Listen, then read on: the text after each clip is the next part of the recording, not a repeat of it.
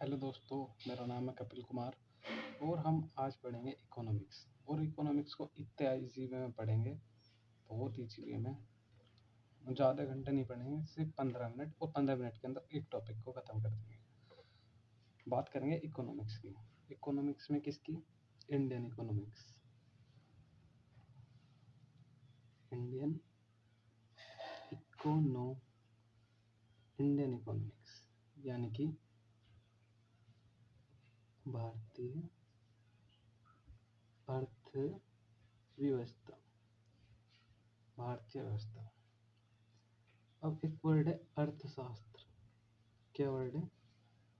अर्थशास्त्र। अब ये जो अर्थशास्त्र है, ये दो वर्डों से बन के बना है। एक है अर्थ प्लस शास्त्र, जब भी तो कहलाएगा अर्थशास्त्र। अब अर्थ का मतलब होता है धन, और शास्त्र मतलब तो अध्ययन। शास्त्र का मतलब होता है अध्ययन, यानी धन का अध्ययन। धन का अध्ययन ही क्या कहलाएगा? वो कहलाएगा अर्थशास्त्र। दो वर्डों से मिलकर बना अर्थ और शास्त्र। धन का अध्ययन क्या कहलाएगा? अर्थशास्त्र। अब एक बुक है अर्थशास्त्र जो राजनीति संबंधित है, वो लिखी गई इसने चाणक्य से, तो उसकी तो हम यहाँ पर कोई जानकारी, वो अलग चीज़ है। अर्थशास्त्र उसमें राजनीति से संबंधित बुक लिखी गई है चाणक्य के द्वारा, मौर्य साम्राज्य के लिए। लेकिन अब बात आई इकोनॉमिक्स की। इकोनॉमिक्स जो इकोनॉमिक्स है, ये वर्ड आया कहाँ से? बात करेंगे इस वर्ड की। तो ये वर्ड आया ग्रीक बोले तो यूनानी भाषा से आया। ठीक है, यूनानी भाषा से आया। ठीक है, यूनानी भाषा का भी किस वर्ड से आया? ये आया यूनानी भाषा के ओकोमिया ओइको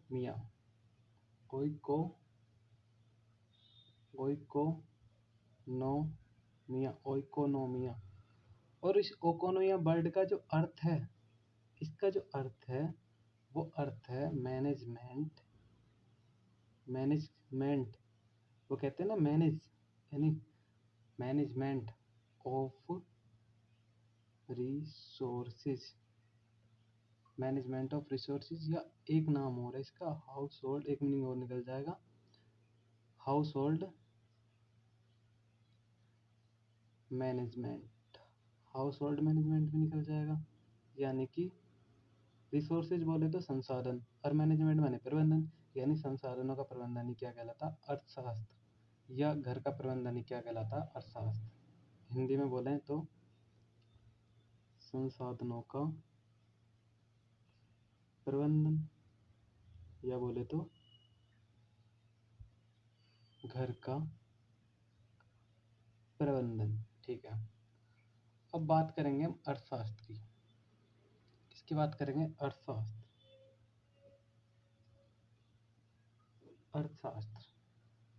ठीक है, अर्थशास्त्र है क्या? इसकी परिभाषा को हम कैसे डिफाइन करेंगे? अर्थशास्त्र है क्या? अर्थशास्त्र जो है, ये है मानव की आर्थिक गतिविधियों का अध्ययन करता है। आर्थिक गतिविधियों का क्या करता है? अध्ययन करता है। अब ये जो आर्थिक बोले तो धन, यानी बोले तो उसकी इसमें क्या, उसमें उसकी आर्थिक लाभ और हानि शामिल होगी। समझे इसकी परिभाषा? यानी ये मानव की जो आर्थिक गतिविधि है, उसका क्या लाभ हो रहा है, क्या हानि हो रहा है, उसका ही अध्ययन क्या कहलाएगा? अर्थशास्त्र। उसको लाभ हो रहा है, हानि हो रहा है, यही क्या कहलाएगा? अर्थशास्त्र कहलाएगा। इसे आगे जाके हमें और अच्छे से समझेंगे। तो ये जो अर्थशास्त्र है, इसके फादर, बात करेंगे इसके फादर, यानी इसके पिता किसे कहा जाता है? वो कहा जाता है एडम स्मिथ को। किसे कहा जाता है? Adam Smith.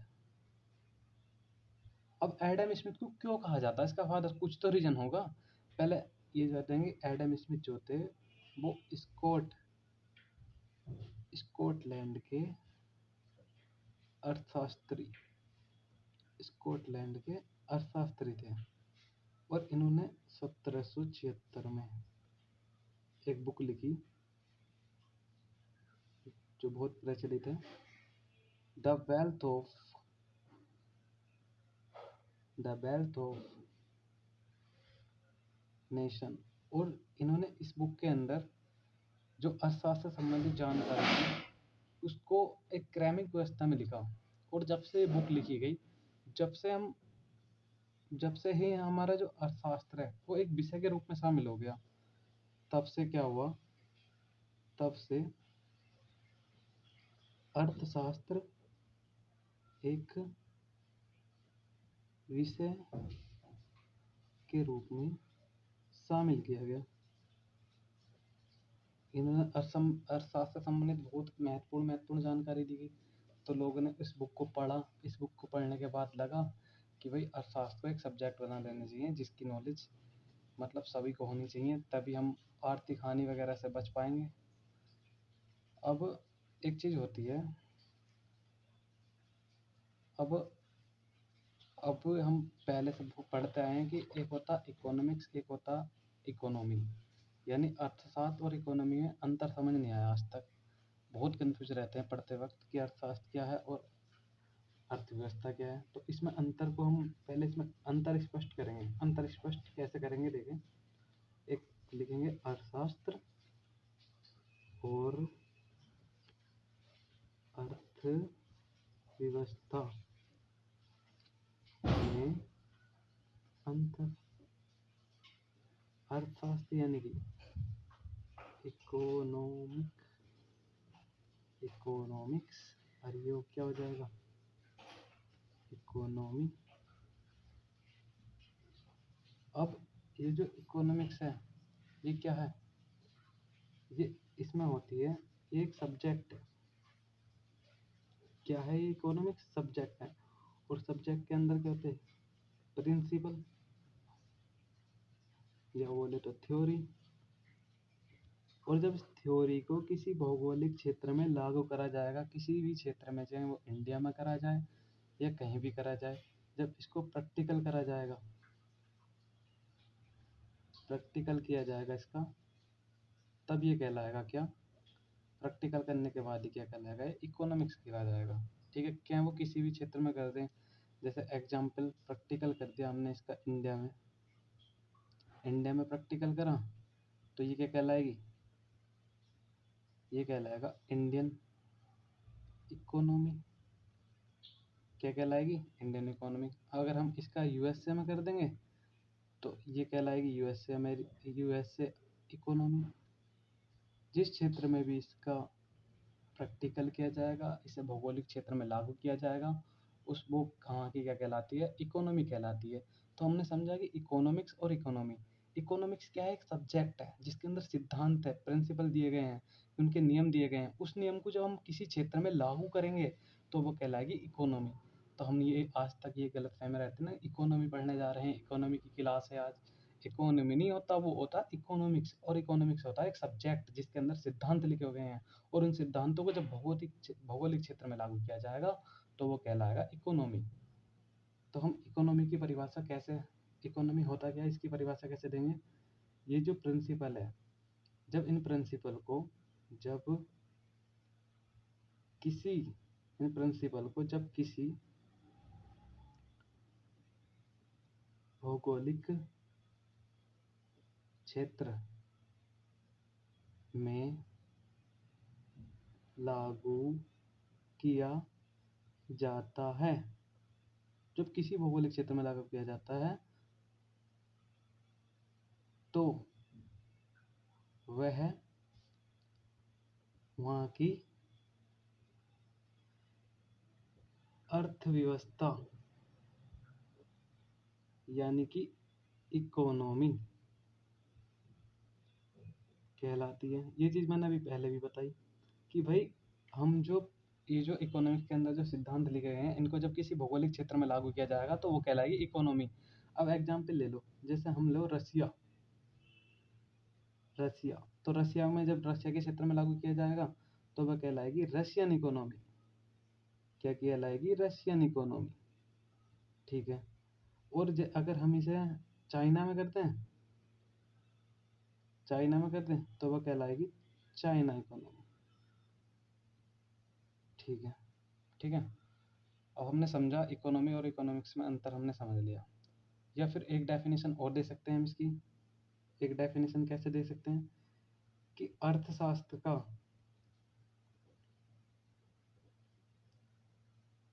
सक्रिय रूप, अर्थशास्त्र का सक्रिय रूप को, अर्थशास्त्र के सक्रिय रूप को अर्थव्यवस्था कहते हैं। ठीक है, यानी कि ऐसे कहो कि active form of economics is called, कहलाता है इकोनॉमी। ओके। अब एक वैज्ञानिक आएंगे हमारे, कौन? रैगनर फ्रिक्स। कौन वैज्ञानिक आए? वैज्ञानिक आए रैगनर फ्रिक्स। रैगनर फ्रिक्स। अब रैगनर फ्रिक्स ने क्या करा, अर्थशास्त्र जो था, इस अर्थशास्त्र को उन्होंने दो भागों में बांट दिया। एक कहलाया माइक्रो इकोनॉमिक्स, और दूसरा कहलाया मैक्रो मैक्रो इकोनॉमिक्स। स्पेलिंग थोड़ी मिस्टेक हो गई। माइक्रो इकोनॉमिक्स क्या कहलाएगा? Micro economics. ठीक है, माइक्रो इकोनॉमिक्स।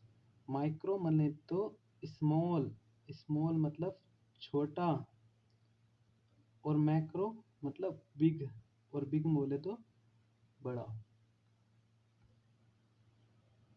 यानी इस जो माइक्रो है, माइक्रो में क्या कहलाता है? माइक्रो मतलब एक छोटे क्षेत्र में लागू किया जाता है। जैसे एक व्यक्तिगत व्यक्तिगत मान लो कि माइक्रो इकोनॉमिक्स में व्यक्तिगत अध्ययन होता है, इंडिविजुअल स्टडी होती है। इसमें होगी इंडिविजुअल स्टडी। इंडिविजुअल मतलब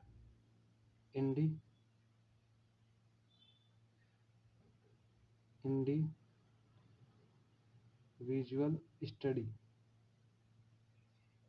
यानी कि व्यक्तिगत अध्ययन। ठीक है, जबकि ये जो होता है, ये बिग माने बड़ा, ये पूरे संपूर्ण क्षेत्र पे लागू होता है, संपूर्ण क्षेत्र में लागू होगा। तो संपूर्ण अर्थव्यवस्था, ये माने कि इसका मान लो कि संपूर्ण क्षेत्र पे लागू होता है, संपूर्ण क्षेत्र में। अब इसमें जो अध्ययन करा जाएगा वो किसी व्यक्ति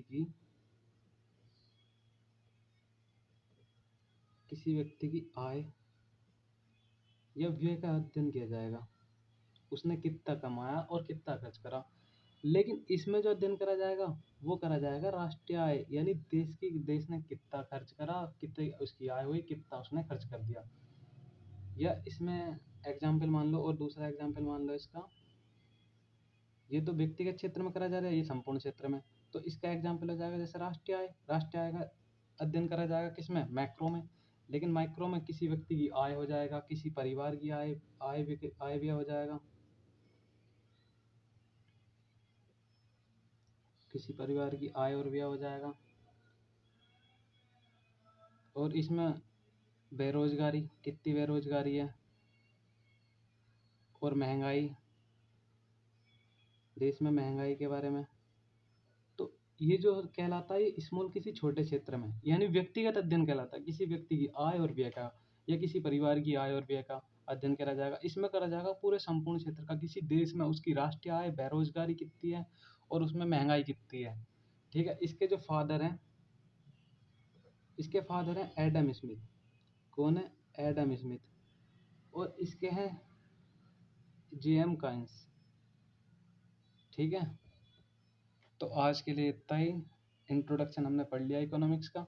इस वीडियो को बार बार पढ़ना, और अगर वीडियो अच्छी लगी हो तो लाइक करना, सब्सक्राइब करना, और वीडियो को ज़्यादा से ज़्यादा शेयर करना।